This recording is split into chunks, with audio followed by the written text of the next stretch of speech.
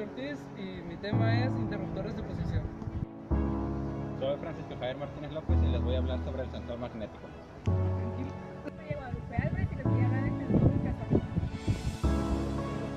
Yo soy Carlos Chávez y les voy a explicar lo que es el sensor fotoeléctrico. Hola, soy Gerardo Quiroga y les voy a hablar sobre el sensor de proximidad.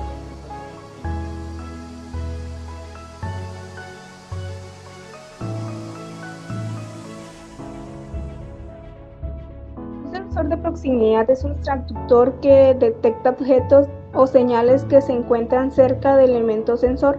Existen varios tipos de sensores de proximidad según el principio físico que utilizan. A continuación, mis compañeros y yo les pondremos cuáles son los tipos de sensor de proximidad.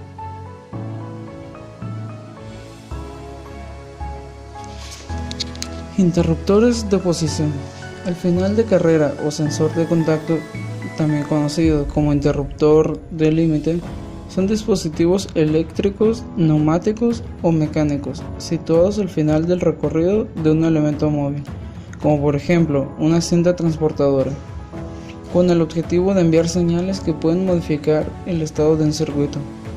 Internamente pueden contener interruptores normalmente abiertos, que se representan por NA, cerrados, representados por NC, o con motores, que son representados por un 2, dependiendo de la operación que cumplan al ser accionados. Generalmente, estos sensores están compuestos por dos partes: un cuerpo donde se encuentran los contactos y una cabeza que detecta el movimiento. Su uso es muy diverso, empleándose en general en todas las máquinas que tengan un movimiento rectilíneo de ida y vuelta o sigan una trayectoria fija, es decir, aquellas que realizan una carrera o recorrido fijo, como por ejemplo sensores, montacargas, robots, etc. Sensor inductivo. Los sensores inductivos de proximidad han sido diseñados para trabajar generando un campo magnético y detectando las pérdidas de corriente de dicho campo generadas al introducirse en los objetos de detección férricos y no férricos. El sensor consiste en una bobina con núcleo de ferrita, un oscilador, un sensor de nivel de disparo de la señal y un circuito de salida. Al aproximarse un objeto metálico o no metálico, se introducen corrientes de histeresis con el objeto. Debido a ello, hay una pérdida de energía y una menor amplitud de oscilación. El circuito sensor reconoce entonces un cambio específico de amplitud y genera una señal que conmuta la salida de estado sólido y la posición on y off. El funcionamiento es similar al capacitivo. La bobina detecta el objeto cuando se produce un cambio en el campo magnético y envía la señal al oscilador. Luego, activa el disparador y finalmente al circuito de salida hace la transmisión entre abierto y cerrado. Sensor fotoeléctrico. El receptor de rayos infrarrojos suele ser un fototransistor o fotodiodo. El circuito de salida utiliza la señal del receptor para amplificarla y adaptarla a una salida que el sistema pueda entender. La señal enviada por el emisor puede ser codificada para distinguirla de otra y así identificar varios sensores a la vez. Esto es muy utilizado en la robótica en casos en que se necesita tener más de un emisor infrarrojo y solo se quiera tener un receptor. Existen tres tipos de sensores fotoeléctricos: los sensores por barrera de luz, reflexión sobre espejo o reflexión sobre objeto. Sensores ultrasónicos. Los sensores ultrasonidos son detectores de proximidad que trabajan libres de roces mecánicos y que detectan objetos a distancia de hasta 2 centímetros a 400 centímetros. Esto refleja en un objeto de sensores que recibe el eco producido y lo convierte a señales eléctricas, los cuales son elaborados en el aparato de valorización. Estos sensores trabajan solamente en el aire y pueden detectar objetos con diferentes formas, superficies y de diferentes materiales. Los materiales pueden ser sólidos, líquidos y polvorientos. Sensor magnético. Los sensores de proximidad magnética son caracterizados por la posibilidad de grandes distancias de la conmutación disponible de los sensores con dimensiones pequeñas. Detectan los objetos metálicos imanes generalmente permanentes que se utilizan para accionar el proceso de la conmutación. Los campos magnéticos pueden pasar a través de muchos materiales no metálicos. El proceso de la conmutación puede también accionar sin la necesidad de la exposición directa al objeto, usando los conductores magnéticos, por ejemplo el hierro. El campo magnético se puede transmitir sobre mayores distancias para, por ejemplo, poder llevar la señal de áreas de alta temperatura. Sensor capacitivo. La función del detector capacitivo consiste en señalar un cambio de estado basado en la variación del estímulo de un campo eléctrico. Los sensores capacitivos detectan objetos metálicos o no metálicos, midiendo el cambio en la capacitancia, la cual depende de la constante dieléctrica del material a detectar, su masa, tamaño y distancia hasta la superficie sensible del detector. Los detectores capacitivos están construidos sobre la base de un oscilador LC debido a la influencia del objeto a detectar del cambio de capacitancia. La amplificación se incrementa haciendo entrar en oscilación el oscilador. En un punto exacto de esta función puede regularse mediante un potenciómetro, el cual controla la realimentación del oscilador. La distancia de actuación en determinados materiales pueden por ello regularse mediante el potenciómetro. La señal de salida del oscilador alimenta otro amplificador, el cual a su vez pasa la señal a la etapa de salida. Cuando un objeto conductor se acerca a la cara activa del detector, el objeto actúa como un condensador. El cambio de la capacitancia es significativo durante una larga distancia si se aproxima un objeto no conductor. Mayor a 1, solamente se produce un cambio pequeño en la constante dieléctrica y el incremento en su capacitancia es muy pequeño comparado con los materiales conductores. Este detector se utiliza comúnmente para detectar material no metálico, como viene siendo el papel, el plástico, la madera, etc., ya que no funciona como un condensador inductivo.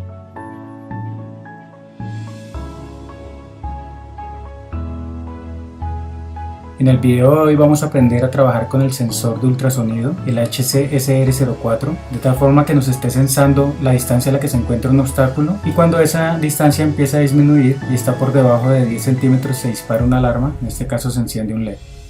Cuando lo retiramos nuevamente se desactiva y vuelve y se activa cuando está por debajo de 10 centímetros. Vamos a ver las características y aprenderlo a programar con Arduino Mega, pero recuerden que si tienen un Arduino Uno les va a funcionar igual, ya que no vamos a utilizar los puertos adicionales que vienen a este lado. Vamos a utilizar los mismos que tiene el Arduino Uno, que son los del lado de allá. Vamos a trabajar con el módulo HC-SR04, el cual trabaja un voltaje de 5 voltios DC, así que es perfecto para trabajar con Arduino microcontroladores. Maneja una corriente inferior a 2 miliamperios. El ángulo de cobertura es de 15 grados, así que es un ángulo estrecho y es muy bueno para medir distancias exactas y control de robot y automatización. El rango de medición que tiene está entre 2 centímetros y 500 centímetros, que son 5 metros más o menos. Hasta esa distancia mide con exactitud. La resolución o margen de error está en 0,3 centímetros, así que es muy exacto. Tiene 4 pines y van en ese orden: VCC, el de toda la izquierda, un trigger, luego sigue un eco y un GND o tierra. Para hacer la medición, en el pin de trigger debemos suministrar un pulso de 10 microsegundos, es decir, por el segundo aquí de izquierda a derecha. Luego él, con su piezo, empieza a generar pulsos a 40 kHz para realizar la ecolocalización. Cuando él ya detecta la distancia, por el pin de eco nos devuelve un pulso que corresponde al doble de la distancia. ¿Por qué? Porque está midiendo tanto de ida como de regreso cuando se estrella con el obstáculo. Así que lo único que debemos hacer es alimentarlo por VCC y tierra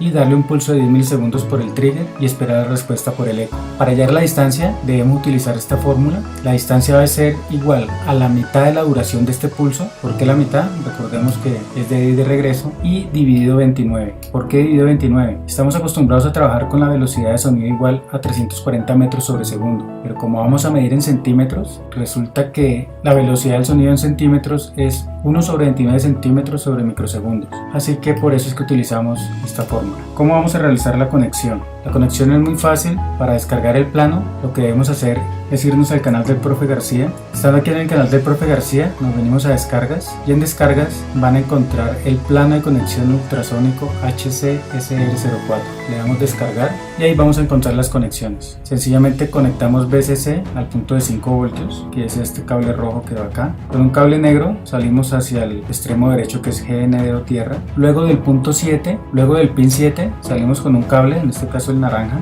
y vamos a ir hacia el trigger, y del pin 6 salimos con un cable verde que vamos a conectarlo al eco.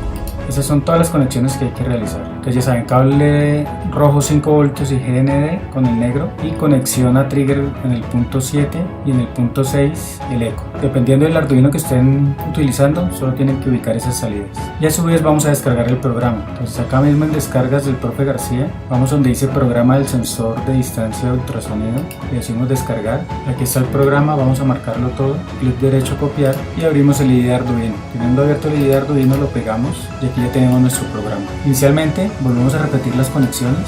Aquí en el programa, recuerde que estos son comentarios, y aquí estamos viendo otra forma de hacer comentarios. En la clase pasada aprendimos que se hacía con slash, y aquí para un comentario largo pues se hace slash asterisco y se cierra con asterisco slash. El slash es el mismo símbolo de dividido.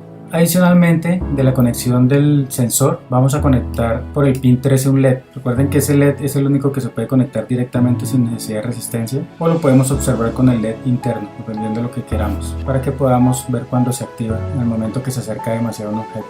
Vamos a ver la programación. Inicialmente le damos numeral define, que es para definir algo. Entonces P de pin eco lo vamos a definir en el 6. Aquí podemos observar que la conexión a eco está por el pin 6. El 7 la definimos como conexión a trigger y lo llamamos ptrigger. Luego declaramos dos variables. En los videos pasados habíamos declarado variables tipo int, que son integer o que quiere decir enteros, y en este caso vamos a declarar variables tipo long, que es cuando puede tomar valores decimales. Como vamos a trabajar en centímetros, necesitamos que las variables nos puedan tomar decimales. Vamos a definir la variable duración y distancia. ¿Por qué le colocamos ese nombre? Pues colocamos ese nombre para poder utilizar la fórmula exactamente como la vemos acá. La duración del pulso la vamos a adquirir por esa variable y la distancia la vamos a hallar con la fórmula. Luego viene la programación del voice setup. Aquí hay una instrucción nueva que no la habíamos visto y es para habilitar la comunicación serial a 9600 baudios. Esa instrucción, con eso podemos habilitar aquí el monitoreo serial. Si yo le doy clic sobre este icono que está acá a la derecha, en la parte superior, voy a poder monitorear. Cuando ya acerque el obstáculo vamos a poder ver las variaciones.